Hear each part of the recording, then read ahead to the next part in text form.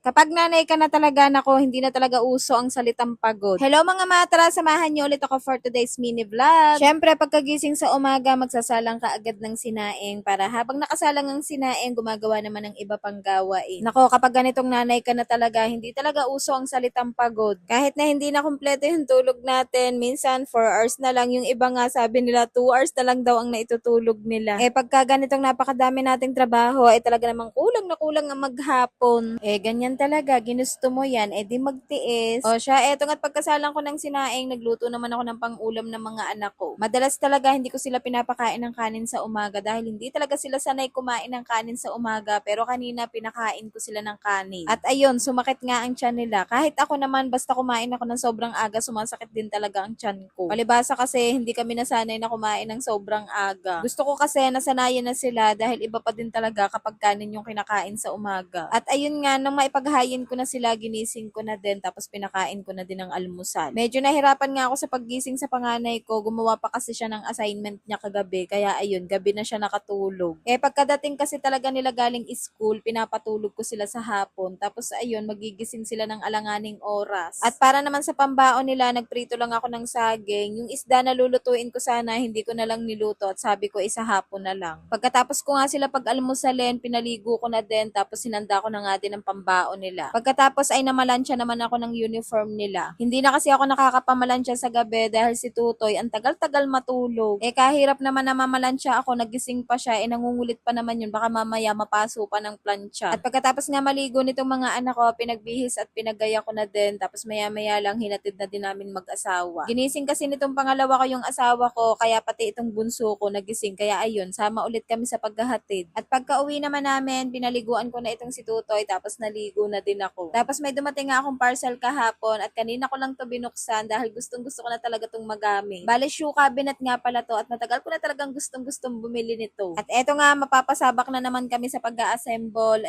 Yung asawa ko lang pala. Basta ganitong pag-a-assemble at medyo mahirap ay asawa ko talaga ang pinag-a-assemble ko. Lalo na to, nako, nung una talaga nalito siya sa pag-a-assemble at nagkabali-baligtad nga. Nagkaroon na ako ng bamboo shurak dati at masasabi ko talaga na maganda at matibay. Yun nga lang, ayaw ko lang doon, open na open at nadudumihan din talaga ang mga sapatos ng mga anak ko, lalo na't mga puti ang sapatos nila. Hindi pa nga natatapos sa pag-a-assemble ang asawa ko, umalis muna kami saglit para pakainin yung grade 1 ko. Tapos yung asawa ko, bumalik dito sa bahay para tapusin niya ang pag-a-assemble. At pag uwi nga namin, eto nga't nabuo na niya at na-assemble na niya. Sa totoo lang, tuwang-tuwa talaga ako pagdating ko nung nabuo na niya dahil sobrang ganda talaga at gandang-ganda talaga ako. Kala ko sa video lang maganda, kahit pala sa personal, sobrang ganda pala talaga.